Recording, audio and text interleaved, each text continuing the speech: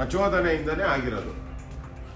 ನೇರವಾಗಿ ಈ ಸಾವಿಗೆ ಭರತ್ ರೆಡ್ಡಿನೇ ಕಾರಣ. ಕೂಡಲೇ ಅವ್ರನ್ನ ಬಂಧಿಸಬೇಕು.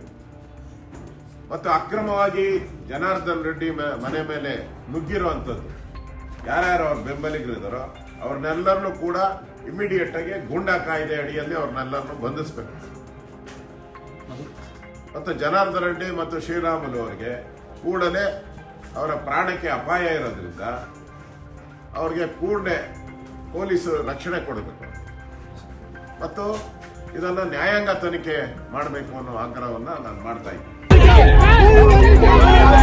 ಬಳ್ಳಾರಿಯಲ್ಲಿ ಬ್ಯಾನರ್ ಗಲಾಟೆ ಹಿಂಸಾಚಾರಕ್ಕೆ ತಿರುಗಿದ್ದು ಕಾಂಗ್ರೆಸ್ ಕಾರ್ಯಕರ್ತನೊಬ್ಬ ಗುಂಡೇಟಿಗೆ ಬಲಿಯಾಗಿದ್ದಾನೆ. ಜನಾರ್ದನ್ ರೆಡ್ಡಿ ಅವರ ನಿವಾಸದ ಮುಂದೆ ನಡೆದ ಈ ಗಲಾಟೆ ಪರಿಸ್ಥಿತಿ ಕೈಚೆಲ್ಲಿ ಹೋಗಿದ್ದು ಪೊಲೀಸರು ನಿಷೇಧಾಜ್ಞೆಯನ್ನ ಜಾರಿಗೊಳಿಸಿದ್ದಾರೆ. ಜನವರಿ 3ರಂದು ನಡೆಯಲಿರುವ ವಾಲ್ಮೀಕಿ ಪುತ್ಥಳಿ ಅನಾವರಣ ಕಾರ್ಯಕ್ರಮ ಹಿನ್ನೆಲೆ ಬಳ್ಳಾರಿಯ ನಗರದಲ್ಲಿರುವ ಮಾಜಿ ಸಚಿವ ಜನಾರ್ದನ್ ರೆಡ್ಡಿ ಅವರ ಮನೆಯ ಮುಂಭಾಗ ಬ್ಯಾನರ್ ಅಳವಡಿಸಲು ಒಂದು ಗುಂಪು ಮುಂದಾಗಿತ್ತು. ಈ ವೇಳೆ ರೆಡ್ಡಿ ಅವರ ಬೆಂಬಲಿಗರು ಬ್ಯಾನರ್ ಹಾಕದಂತೆ ಅಡ್ಡಿಪಡಿಸಿದ್ದು ಮಾತಿನ ಚಕಮಕಿ ಕಲ್ಲು ತೂರಾಟಕ್ಕೆ ತಿರುಗಿದೆ. ಈ ಗಲಾಟೆ ನಡುವೆ ಖಾಸಗಿ ಗನ್ಮ್ಯಾನ್ ಗಳಿಂದ ಗುಂಡಿನ ದಾಳಿ ನಡೆದಿದೆ ಎನ್ನಲಾಗಿದ್ದು ಬಳಿಕ ಪೊಲೀಸರು ಗಾಳಿಯಲ್ಲಿ ಗುಂಡು ಹಾರಿಸಿ ಪರಿಸ್ಥಿತಿಯನ್ನ ಶಾಂತಗೊಳಿಸಿದ್ದಾರೆ. ಆದರೆ ಈ ವೇಳೆ ಕಾಂಗ್ರೆಸ್ ಕಾರ್ಯಕರ್ತ ರಾಜಶೇಖರ್ ಗುಂಡೇಟಿಗೆ ಬಲಿಯಾಗಿದ್ದು ಗುಂಡು ಹಾರಿಸಿದವರು ಯಾರು ಎಂಬುದು ಇನ್ನೂ ತಿಳಿದು ಬಂದಿಲ್ಲ. ಈ ಘಟನೆ ಕುರಿತು ಪ್ರತಿಕ್ರಿಯಿಸಿದ ಕಾಂಗ್ರೆಸ್ ಶಾಸಕ ನಾರಾ ಭರತ್ ರೆಡ್ಡಿ, ಜನಾರ್ದನ್ ರೆಡ್ಡಿ ಬೆಂಬಲಿಗರ ಗಲಾಟೆಯಿಂದ ನಮ್ಮ ಕಾರ್ಯಕರ್ತ ಮೃತಪಟ್ಟಿದ್ದಾನೆ. ವಾಲ್ಮೀಕಿ ಕಾರ್ಯಕ್ರಮ ತಡೆಯಲು 1 ತಿಂಗಳಿನಿಂದಲೇ ಸಂಚು ನಡೆಯುತ್ತಿದೆ. ಕೂಡಲೇ ಜನಾರ್ದನ್ ರೆಡ್ಡಿ ಹಾಗೂ ಅವರ ಬೆಂಬಲಿಗರನ್ನ ಬಂಧಿಸಬೇಕೆಂದು ಆಕ್ರೋಶವನ್ನ ಹೊರಹಾಕಿದ್ದಾರೆ.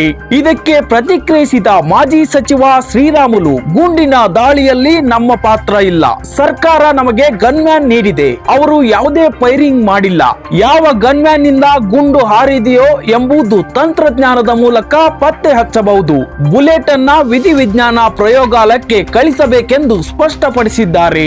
ನಮ್ಮ ಮನೆಯ ಮುಂದೆ ಬ್ಯಾನರ್ ಹಾಕಿದರೆ ಸಂಚಾರಕ್ಕೆ ತೊಂದರೆಯಾಗುತ್ತದೆ ಎಂದು ಮೊದಲೇ ತಿಳಿಸಿದ್ದೇವೆ. ಆದರೆ ಅದನ್ನ ಮೀರಿ ಬ್ಯಾನರ್ ಹಾಕಿ ಕುರ್ಚಿ ಇಟ್ಟು ಗಲಾಟೆ ಮಾಡಿದ್ದಾರೆ.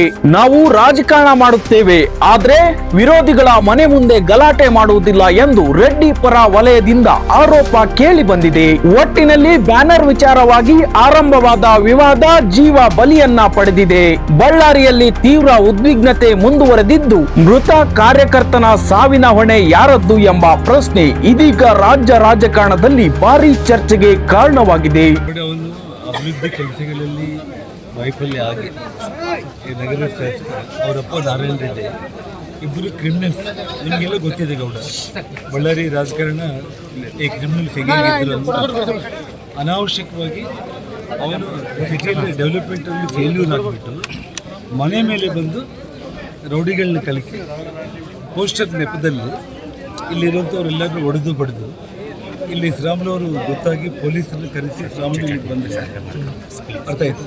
ಅವನು ಅನಾವಶ್ಯಕವಾಗಿ ಶ್ರೀರಾಮುಲು ಹೋಗಂತಂದ್ರೂ ಕೂಡ ಅವನು ಹೋಗಲಿಲ್ಲ. ಪೊಲೀಸರು ಕೂಡ ಸುಮ್ಮನೆ ಕೈ ಕಟ್ಕೊಂಡು ಕುಂತಿದ್ರು. ನಾನು ಗಂಗಾವತಿಯಿಂದ ಬಂದಿದ್ದ ಕಾರ್ ಇಳೀತಾ ಇದ್ದೀನಿ, ಫೈರಿಂಗ್ ಮಾಡೋದು ಶುರು ಮಾಡಿದೆ.